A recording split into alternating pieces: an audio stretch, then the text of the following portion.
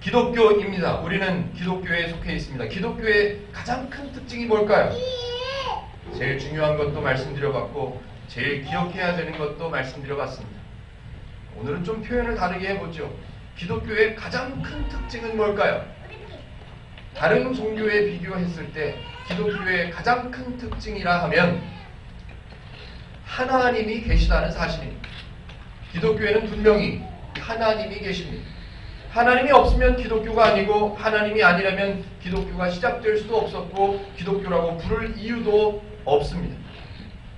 하나님이 계시다는 사실이 있기 때문에 기독교가 복음의 종교, 복음의 기독교가 될 수 있었던 것입니다.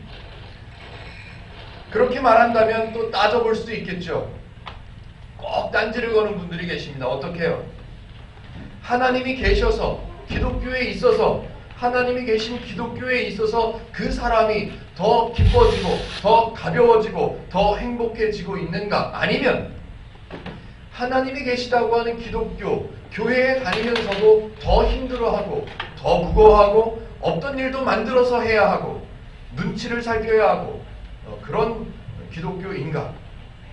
따져봐야 됩니다. 하나님이 계신 기독교에 속해 있음에도 불구하고 더 힘들어진다면 다시 한번 생각해 봐야죠. 하나님이 일하신다고 하나님이 사랑이시라고 말하는 기독교에 속해 있으면서도 마음이 더 무거워지고 하나님은 사랑이시라고 하는 그 하나님을 믿으면서도 하나님의 눈치를 봐야 한다면 다시 생각해 봐야죠.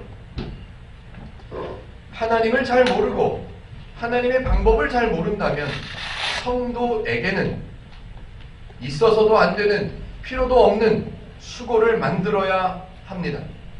하나님을 잘 모른다면 기독교에는 존재하지도 않는 희생을 사람들에게 요구해야만 합니다.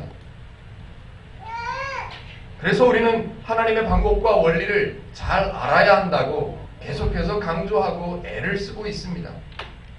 왜 제가 애를 써야 한다, 쓰고 있다고 표현합니까?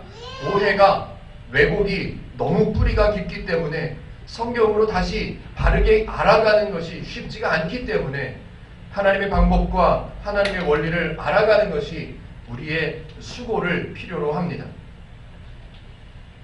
하나님은 먼저 일하시는 분이라고 늘 강조해 왔습니다.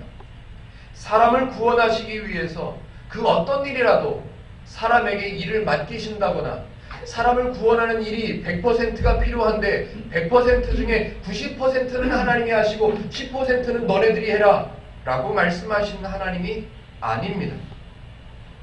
너희들에게는 구원이 필요하다, 구원이 있어야 되겠다 라고 판단하시는 것도 사람이 아니라 하나님이십니다. 그러기에 사람은 사람의 구원을 위해서 그 어떤 모양, 그 어떤 수고라도 필요치 않다는 것을 우리는 분명히 알아야 합니다. 제가 늘 성경을 풀어드릴 때마다 말씀을 드렸습니다. 하나님의 원리와 죄의 원리는 다르다고. 그런데 사람은 자기도 모르게 죄의 원리를 따르고 있었노라고 성경에 바울이 그렇게 설명하고 있다고 말씀을 드렸습니다. 예를 하나 드려보죠. 하나님이 하신다 라는 말의 반대말은 뭘까요? 하나님이 하신다 라는 말의 반대말을 우리는 물어보면, 질문을 던지면 우리는 이렇게 생각합니다. 지금 생각하신 것이 맞는지 틀리는지 한번 따져보십시오. 하나님이 하신다 라는 말을 우리는 생각할 때 하나님이 하신다 라는 말의 반대말을 생각하는 걸 좋아합니다. 하나님이 하신다 라는 말의 반대말을 생각하는 걸 좋아하기 때문에 하나님이 안 하신다 라고 생각합니다. 하나님이 하신다 라는 말의 반대말은 하나님이 안 하신다 라고 말해요. 우리는 그렇게 생각하는 것을 좋아합니다. 왜냐하면 무언가 이루어내고 무언가 행하고 무언가 수고가 필요하지 않냐 라는 게 우리에게는 중요하기 때문에.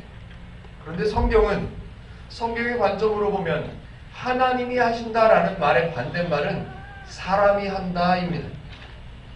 왜냐하면 주관자가 누구인가가 중요하거든요.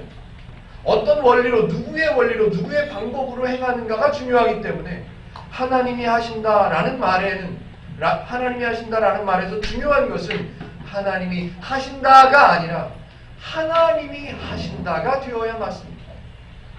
그래서 하나님이 하신다라는 말의 반대말은 사람이 한다입니다.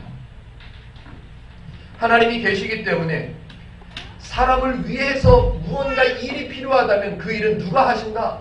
하나님이 하신다예요. 사람이 살아가는데 풍성하게, 행복하게, 기쁘게, 가볍게 살아가야 된다. 하나님의 원리로 살아가야 된다라는 게 결론적으로 나와야 되는 말이죠. 하나님의 원리의 반대말은 사람의 원리입니다. 제가 지금 말씀드린 것처럼 사람들은, 저와 여러분들은 우리에게 익숙해져 있는 습관 때문에 하나님이 한다라는 말의 반대말은 사람이 한다라고 생각합니다. 그런 원리를 갖고 있는 사람이기 때문에 하나님의 원리를 잘 모르면 하나님이 먼저 하시고 하나님이 먼저 판단하시고 하나님이 일하신다는 원리를 모르는 사람들은 구원, 그거 내가 뭐 해야 구원을 받아? 그거 내가 어떻게 하면 받을 수 있어? 은혜? 그거 내가 어떻게 하면, 뭘 달라고 하면, 어떻게 기도하면, 어떻게 수고하면 그 은혜를 받을 수 있지? 라고 생각합니다. 제가 오늘 샘플로 보여드렸죠. 여러분들은 오늘 책갈피를 받을 거라고 기대하지도 못했습니다.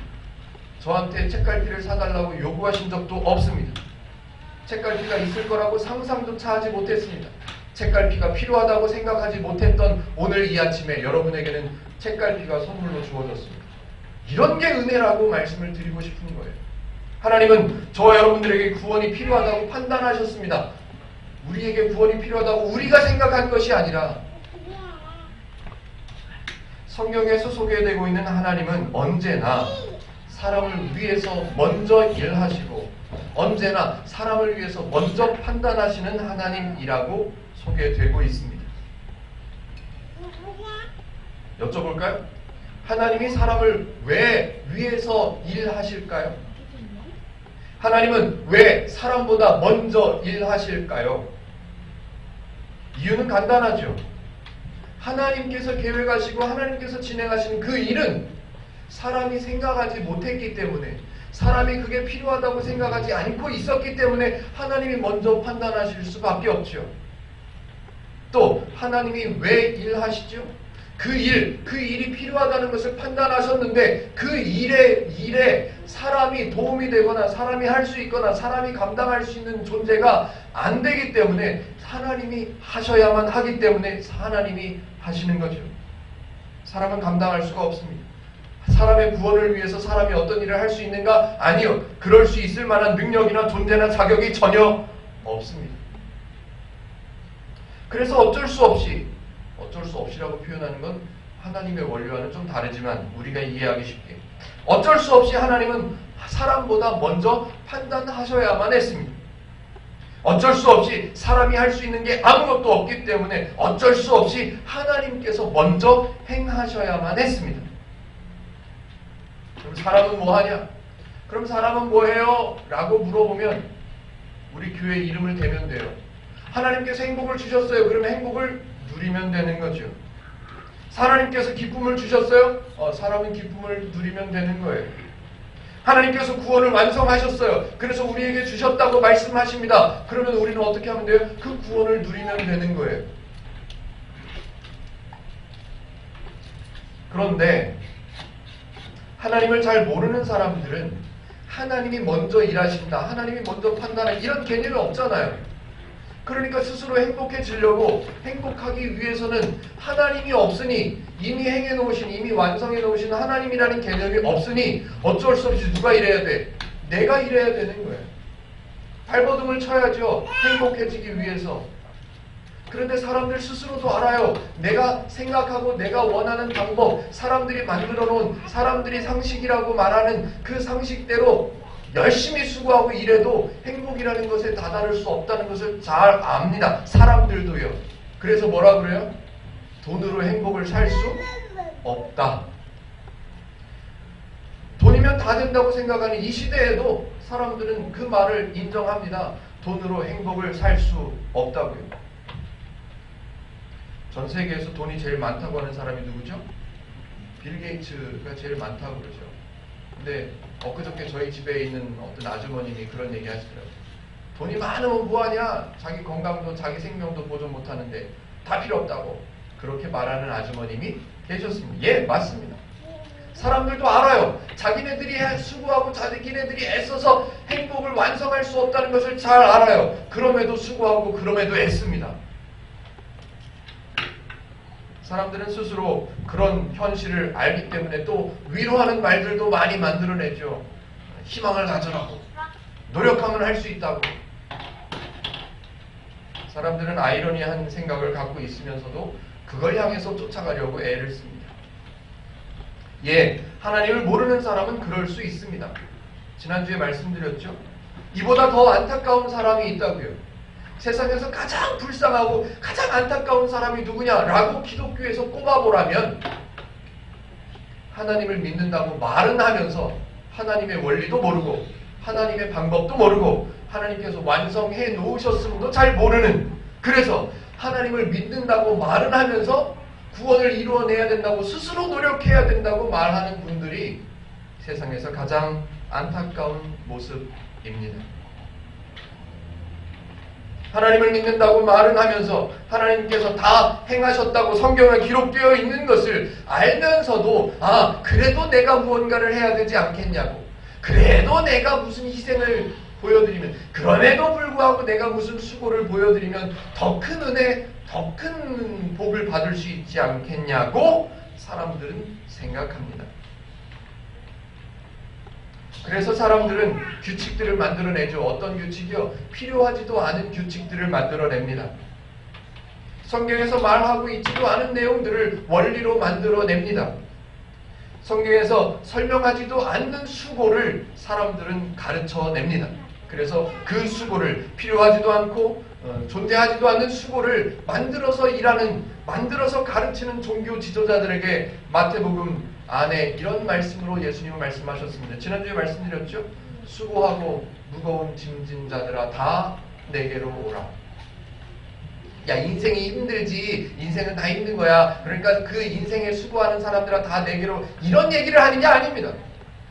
하나님을 알지 못해서 필요 없는 수고를 하는 종교 지도자들, 바리새인들, 서기관들에게 말씀하시는 거예요. 야, 수고하고 필요 없는 수고, 그 수고하는 니네들 이리 와. 이제 내 원리를 배워봐. 그러면 자유롭게 되고 그런 수고를 다 내려놓을 수 있게 됩니다. 라는 말씀이 복음서에 있는 거예요. 하나님이 행하시는 방법의 반대말이 뭐라고요? 사람이 행하는 방법이라.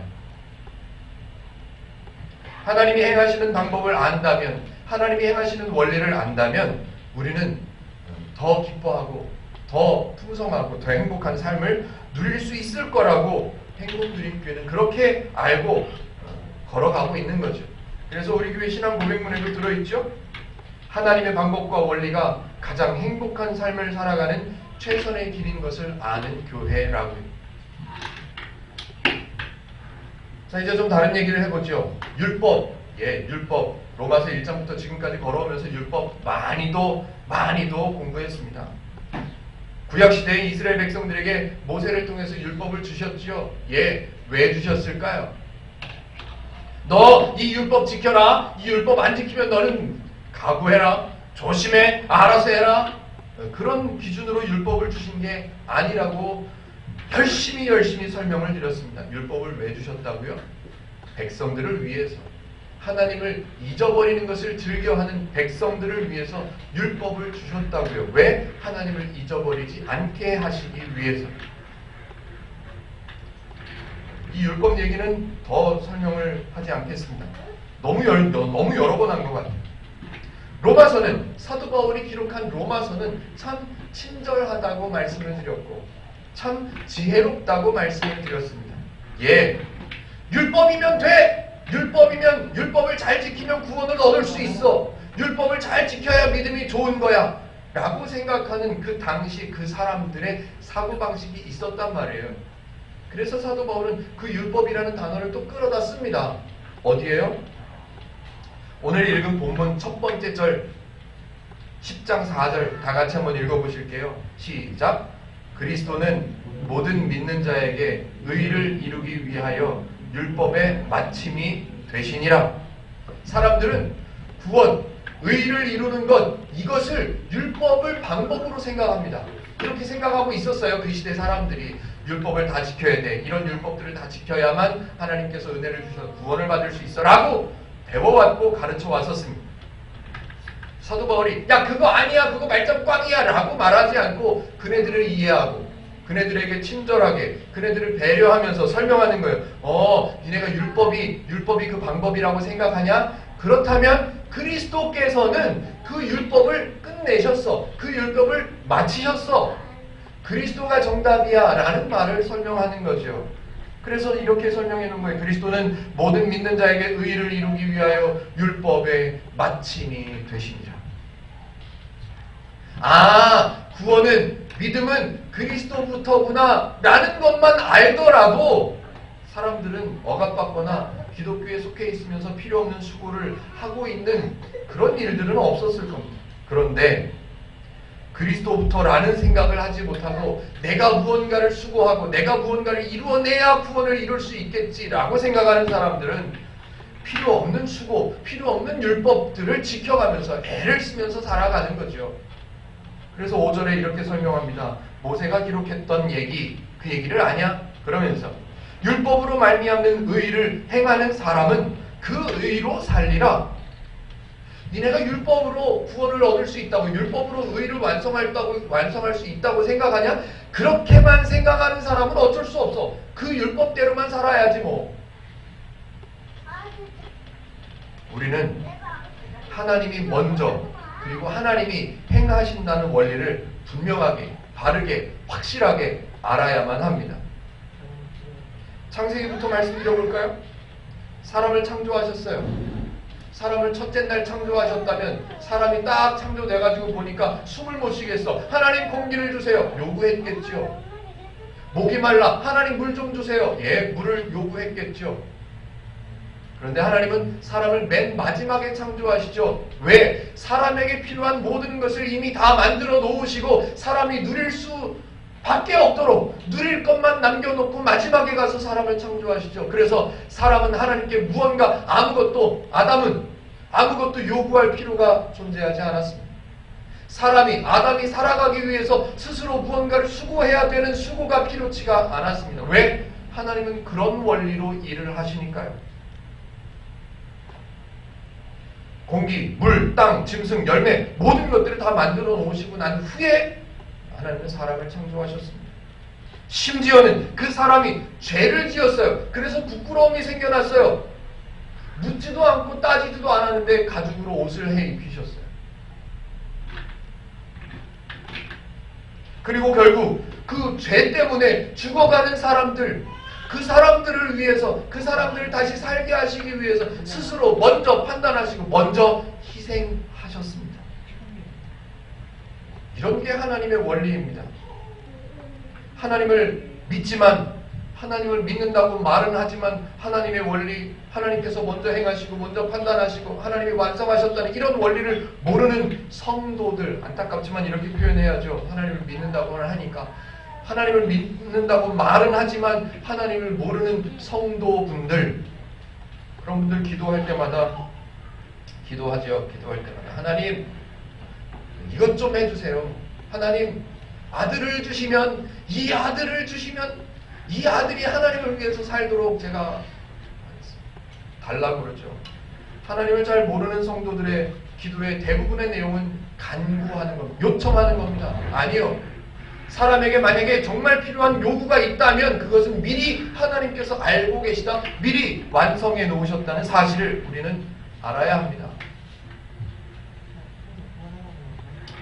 하나님은 사람에게 부족하게 주시지 않았습니다. 그리고 만약에 사람에게 부족한 게 있다 한다면 하나님은 미리 채워 놓으셨을 겁니다. 그리고 사람들은 얘기하죠. 뭐라고 그러냐면 하나님을 위해서 살겠다고. 우리가 많이 따져봤던 표현, 하나님의 영광을 위해서 살겠노라고 말하는 그 표현 많이 따져봤죠. 하나님을 위해서 내가 헌신하고 하나님을 위해서 내가 애써야 된다고. 그렇지? 말해야 되는 그런 분들 많이 보셨지요. 만약에 하나님을 위해서 무언가를 해야 한다면 하나님이 무언가가 필요하다는 말인데, 그 하나님은 완전하신 분, 부족함이 없으신 분이기 때문에 하나님에게는 무언가가 필요한 게 없습니다. 그럼에도 불구하고 만약에 하나님에게 무언가가 필요하다 하면 그 필요한 것은 누가 만드세요? 하나님이 하십니다. 만약에 하나님께 무언가 부족한 게 있어 그 부족함을 채워야 하는 일이 있다면, 있지도 않겠지만 있다고 친다면 그걸 사람이 할 수 있을까요? 아니요. 사람이 할 수 없습니다. 그래서 하나님은 하나님께 부족한 것도 없지만 하나님께 필요한 게 있다 손치더라도 사람에게 요구하시지 않습니다. 그렇지. 대답도 잘해줘요. 좀 안타깝지만 제가 이런 예를 들어보지요.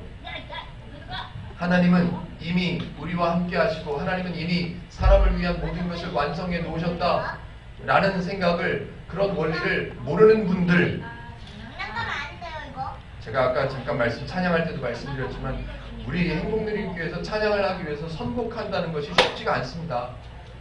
우리 송집사님도 해봤고 지금 천집사님이 하고 있지만 제가 얼마나 고생했겠습니까? 좀 찬양하시나요?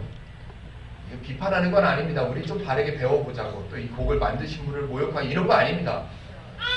오소서 진리의 성령이, 들어보셨죠? 우리는 성경을 통해서 분명히 배웠습니다. 하나님은 우리를 떠나지 않으신다고, 하나님은 우리를 끝까지 지키신다고, 하나님은 우리와 함께 하신다고. 그래서 하나님은 예수님에게 별명도 지어줬어요. 임마누엘의 하나님이라고. 하나님은 우리와 함께 하신다고. 그런데 사람들은 뭐라 그래? 하나님 와주세요. 하나님 이 자리에 임해주세요. 우리가 열심히 부르짖으면 오늘 이 시간에 하나님께서 임하실 것입니다. 저 많이 했습니다. 저 기도에 인도할 때 이거 많이 했습니다. 찬양 집회에 인도할 때도 많이 했습니다. 우리가 열심히 간구하고 부르짖으면 오늘 이 시간에, 너무 진짜 같은 거예요. 하나님께서 이 자리에 임하실 것입니다. 많이 했습니다. 그런데 성경을 보니까 하나님은 우리를 떠나신 적이 없으시대요. 하나님은 우리와 함께 하신대요.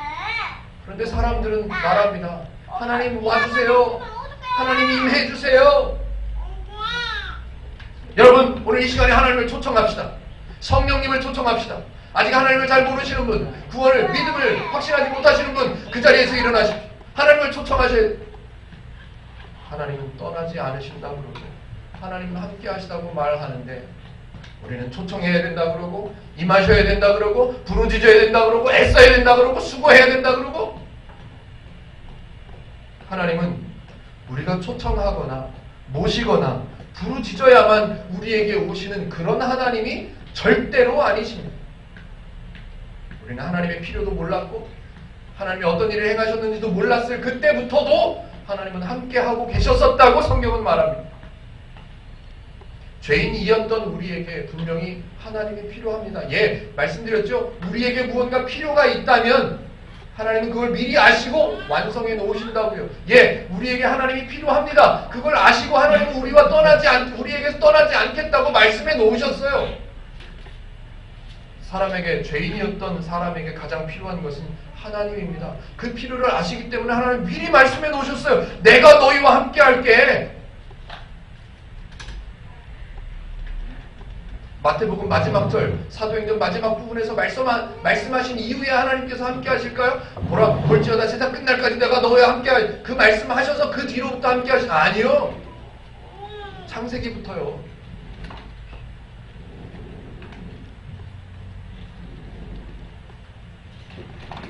로마서 10장 6절 7절입니다. 제가 한번 읽어볼게요. 믿음으로 말미암는 의인은, 이거 하나님의 기준이에요. 하나님의 원리를 말하는 거예요. 믿음으로 말미암는 의인은 이같이 말하되, 하나님의 원리는 이렇게 말한다는 거예요. 뭐라고 말하냐면, 네 마음에 누가 하늘에 올라가겠느냐 하지 말라 하니, 올라가겠느냐 하면 그리스도를 모셔내리려는 것이요, 혹은 누가 무저갱에 내려가겠느냐 하지 말라 하니, 내려가겠느냐 하면 그리스도를 죽은 자 가운데서 모셔 올리려는 것이라. 이게 무슨 말이에요?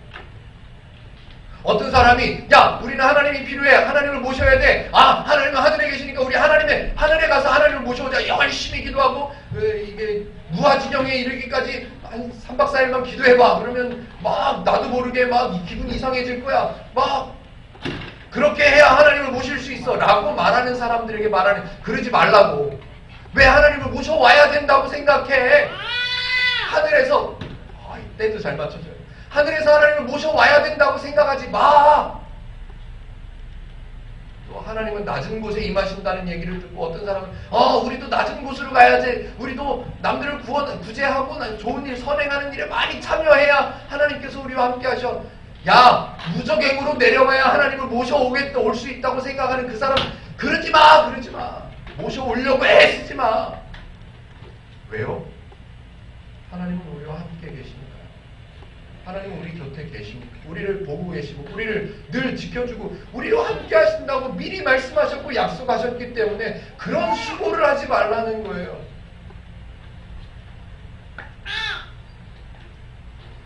그리스도로부터 우리에게 부여되었다고 사도 바울이 가르쳐주고 있는 그 믿음, 우리에게 인정된 그 믿음 때문에 우리를 의롭다고 인정되고 있는 그 의, 그게 하나님의 원리예요. 그게 하나님의 방법이에요. 그 믿음은 뭐라고? 그 믿음을 어떻게 얻어요? 그 믿음은 우리는 어떻게 하면 얻을 수 있을까요? 제가 지난주에 마태복음을 빌어서 열심히 설명했습니다. 마태복음에 등장하는 수많은 사람들을 가리켜서 예수님께서는 믿음이 있다! 너 믿음이 있어. 너도 믿음이 있고 너도 믿음이 있어. 네 믿음이 너를 구원했구나. 내 믿음, 내가 본 적이 없다. 믿음이 있다고 말씀하셨어요. 그런데 이상하게도 그 사람들의 믿음의 근본, 이유, 환경, 배경 아무데도 설명하는 것이 없습니다. 왜 그럴까요? 그 믿음은 하나님께서 이미 주셨다라고 말씀하시기 때문에 그 모든 사람들에게는 이미 믿음이 있다고 생각하고 말씀하시는 거예요. 또 반복되죠. 10장 8절. 오늘 10장 8절입니다. 읽어볼게요. 그러면 무엇을 말하느냐? 도대체 지금 뭘 말하려고 하느냐? 말씀이 너에게 가깝다. 내 입에 있다. 내 마음에 있다. 하나님의 말씀, 하나님께서 주신 그 믿음, 하나님께서 주신 그 의, 다 너한테 가까이 있고 내 입에 있고 내 마음에 있어. 이미 말씀이 내게 가까워 내 입에 있으며 내 마음에 있다 하였으니 곧 우리가 전파하는 믿음의 말씀이라. 믿음은 우리가 간구하거나 우리가 헌신하거나 열심히 노력해서 만들어지고 흔들리지 않아지고 더 굳세워지고 더 굳건해, 그게 아니에요. 믿음은 그런 게 아니에요.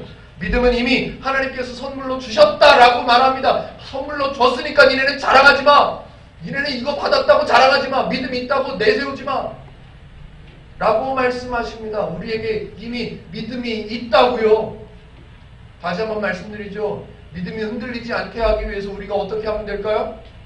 아무것도 할 필요가 없다. 왜냐하면 하나님이나 되시는 분이 나에게 주신 게 믿음이래요. 하나님이나 되시는 분이 줬는데 내가 교회 한 주간 빠졌다고 믿음이 흔들릴까요? 그럴 수가 없는 거예요. 그럴 수가.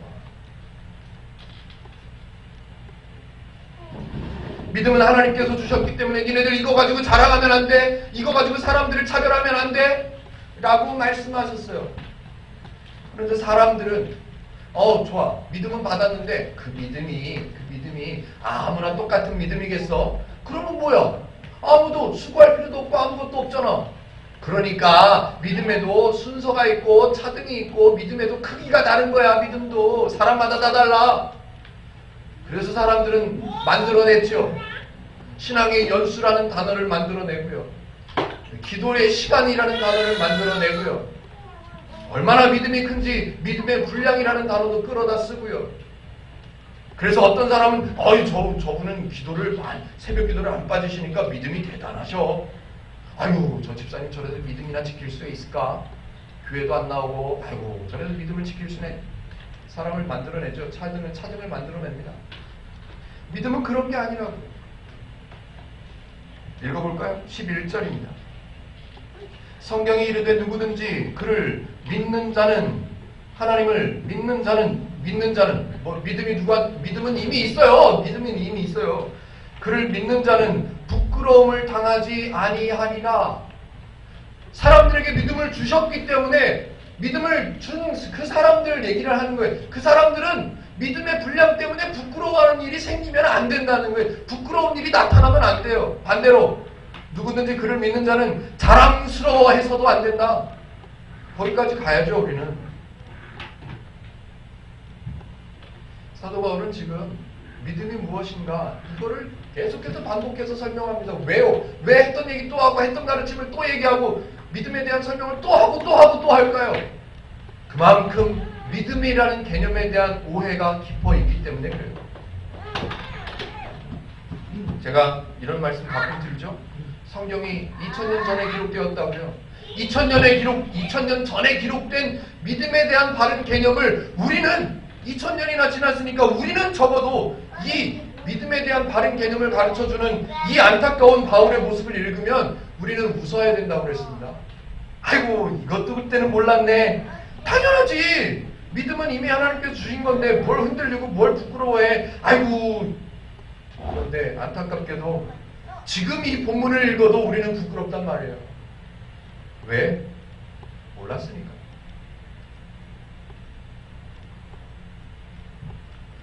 자, 이제 마지막으로 제가 중요하게 강조하고 싶은 것을 하나 설명하고 설교를 마치도록 하겠습니다.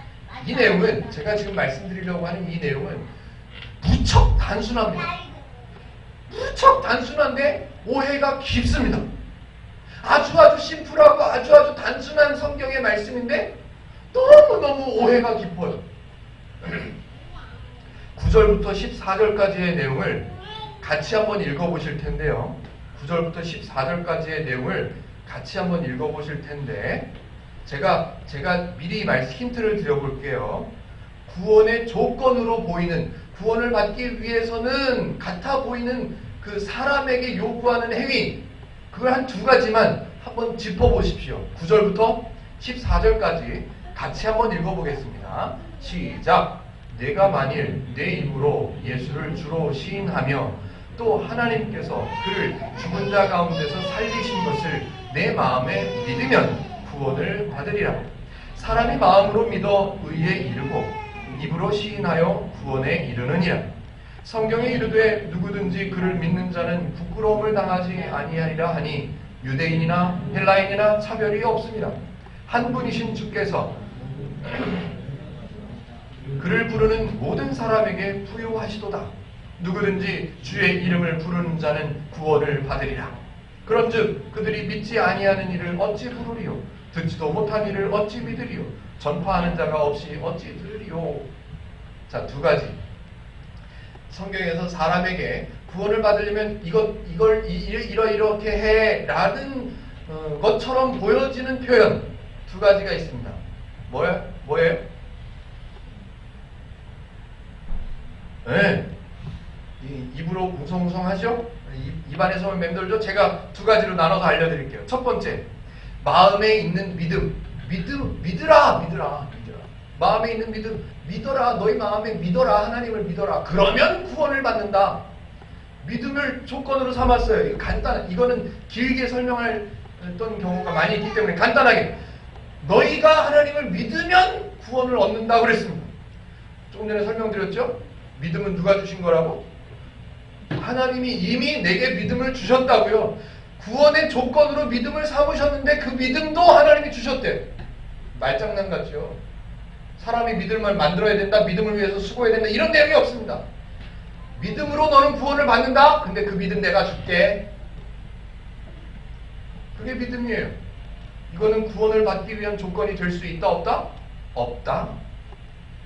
두 번째, 사람에게 요구하는 것 같아 보이는 표현. 첫 번째는 믿음이었고요. 두 번째, 입으로 시인하는 것 또는 주의 이름을 부르는 것.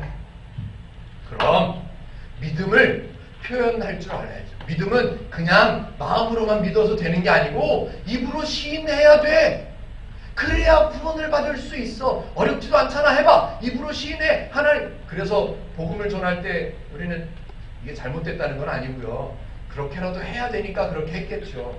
제가 잘못됐다는 건 아닙니다. 그래서 우리는 바르게 생각해보자고 제가 예를 들어서 말씀을 드리는 거예요. 제가 전도 실습을 나가요. 길거리에 나가 전도를 하면 사형리 이런 걸 들고 브릿지 전도 이런 걸 가지고요 막 읽어줍니다. 가능하면 그 사람이 따라하도록 합니다. 그렇게 훈련을 받습니다. 따라서 읽도록. 그리고 마지막 영접 기도를 따라서 하게 합니다. 그리고 그 영접 기도를 그 사람이 따라서 했으면 됐다. 됐다고. 왜냐하면 여기에 근거를 삼습니다. 입으로 시인하면 그럼 구원을 완성하기 위해서는 입으로 시인해야지. 여기 써있잖아. 입으로 시인하면 구원을 얻는다고 써있잖아. 똑같은 거예요. 믿으면 구원을 얻는 데잖아. 믿어. 믿을 필요가 있다 없다? 믿어야죠. 믿는데 믿음은 만들어야 될 필요가 있다 없다? 없다고요. 이미 갖게 하셔놓고 말씀하시는 거예요. 자, 그렇다면 입으로 시인하고 주의 이름을 부르는 거, 이건 도대체 무슨 말일까요? 이건 도대체 제가 설명해 볼게요. 이제 잘 한번 들어보세요. 하나님의 원리 안에는 하나님의 일을 완성하기 위한 사람의 수고, 이런 건 없다고 그랬습니다. 가능하지도 않다고요. 가능하지도 않아요. 지금까지 사도 바울은 계속해서 설명했어요. 믿음은, 구원은 하나님께서 선물로 주신 것이다. 그런데 갑자기 사도 바울이 입으로 시인해야 구원을 받는다. 주의 이름을 부르는 자가 구원을 받는다. 갑자기 그래요. 생뚱맞게 지금까지 1장부터 9장까지 설명한 내용이 와르르 무너지는 거예요. 근데 그렇게 말할 리가 없죠. 자, 우리 교회는 저와 같이 설교하는 서연이가 있고요. 또 지금 우유를 먹고 있는 민서가 있습니다. 너무너무 좋아요. 제가 두 사람을 데리고 한번 이해를 도와보려고 설명해 보겠습니다. 전에 서연이 얘기는 잠깐 했는데요. 홍 집사님과 신 집사님은 서연이의 부모님입니다. 그래서 서연이가 필요한 것은 미리 알아서 챙겨요. 기저귀가 필요하다고 서연이가 요구하지 않아도 기저귀를 미리 사놔요. 분유가 필요하다고 서연이가 요구하지 않아도 분유를 미리 사놨어. 다 챙겨놨어요. 서연이에게 필요한 거 다 해놨어요. 챙겨놨어요. 그리고 서연이가 점점점 자라고 지금 이제 뭐 옥마리도 하고 뭐 이러니까 아마 이건 제 상상입니다. 서연이 아빠는 얘기할 거예요. 야, 아빠 해봐.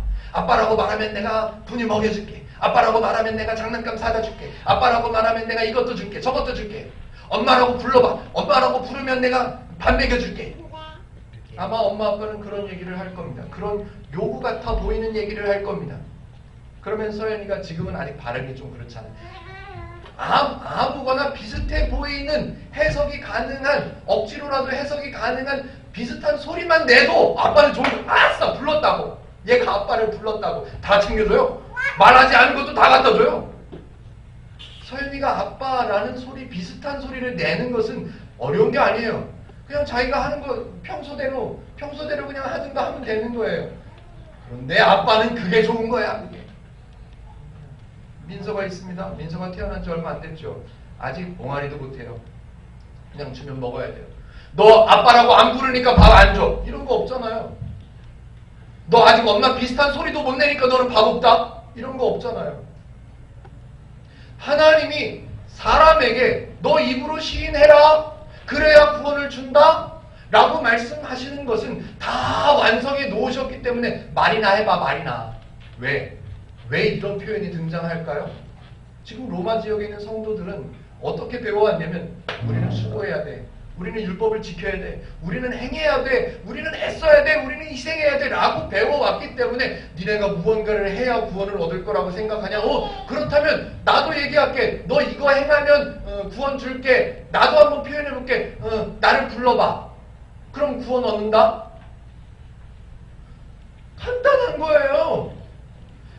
필요 없는 일을 사람들이 수고롭게 희생스럽게 하고 있기 때문에 그거 말고 그냥 불러. 그냥 말해봐. 다 이루어놨으니까 말만 해. 그냥 그것도 못해. 말도 못해. 아직 나는 하나님을 잘 말도 못해. 넌 말 못하니까 구원 없어. 이렇게 하시려고요? 아니요. 이미 얘네들은 성도라고 복음도 들었다고 생각하고 하나님도 믿는다고 생각하는 정도가 되었어요. 5마리 정도는 할 줄 알아. 그래서 말씀하시는 거예요. 시인해봐. 주의 이름을 불러봐. 그냥 불러봐. 이거는 일도 아니고요. 조건도 아니고요. 요구하시는 것도 아니에요. 이미 성도로 세우셨고 하나님의 사람으로 부르셨고 하나님의 백성이라고, 내 백성이라고, 내 소유라고 이미 말씀하셨고 약속하셨기 때문에 그거 다시 한번 재인지시켜주기 위해서 차라리 그냥 이름이나 불러라. 뭘 금식을 해야 되고 뭘 헌신을 해야 되고 뭘 수고를 해야 되고 니네 그런 걸 해야 된다고 생각하니 무언가를 해야 된다고 생각하면 좋아. 불러 그냥. 불러. 내 이름을 불러 그냥. 그거면 돼. 그거면 돼.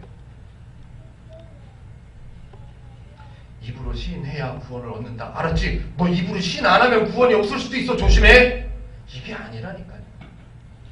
주의 이름을 부르는 자가 구원을, 주의 이름을 부르지 않으면 구원을, 나는 주의 이름을 열심히 부르, 주여! 주여! 주여! 아니요. 그런 조건이 아니에요. 저와 여러분들은 성경을 통해서 분명하게 알고 있습니다. 저와 여러분들은 신앙생활을 10년 했건, 신앙생활을 일주일 했건, 신앙생활을 하루 했건, 아니 아직 신앙생활을 시작하지도 못했건 간에 성경에서 분명하게 말씀하십니다. 내가 너희 모든 이의 구원을 완성했다고요. 입으로 시인해. 그래야 구원을 얻어. 주의 이름을 불러. 그래야 구원을 얻어. 라고 말씀하시는 것은 이제 오마리밖에 할 줄 모르는 우리가 희생해야 된다고 생각하고 애써야 된다고 생각하고 수고해야 된다고 생각하는 우리들에게 그냥 이름이나 불러 라고 베푸시는 친절이고 배려인 거죠. 그걸 부연적으로 설명합니다. 로마서 10장 14절 마지막 절이죠. 오늘 읽었던 본문의 마지막 절. 그런즉 그들이 믿지 아니하는 이를 어찌 부르리요.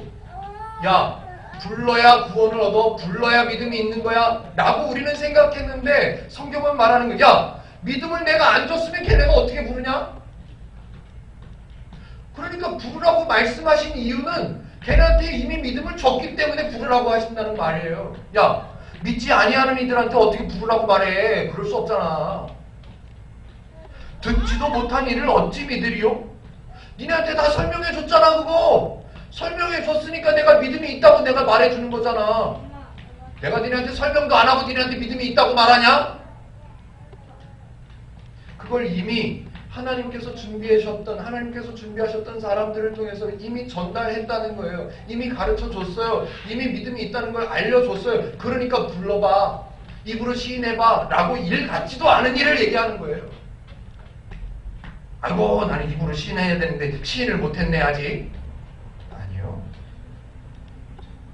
당연히 이미 믿음을 주셨기 때문에 불러 그냥.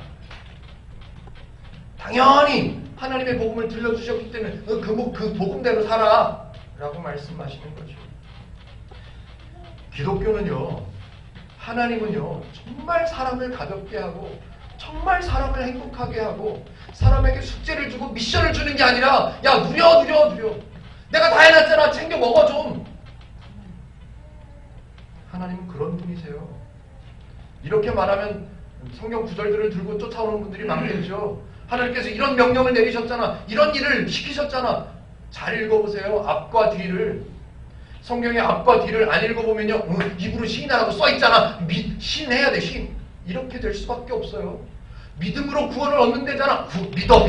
믿음을 만들어야 돼. 우리는 새벽 기도를 해야 되고 특별 기도를 해야 되고 믿음을 위해서 그 앞에를 읽어보라고요. 믿음 줬다 그러잖아. 줬다고.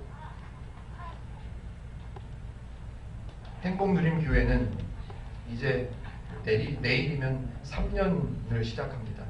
행복누림교회는 그 하나님의 원리를 배울 겁니다. 그 하나님의 방법.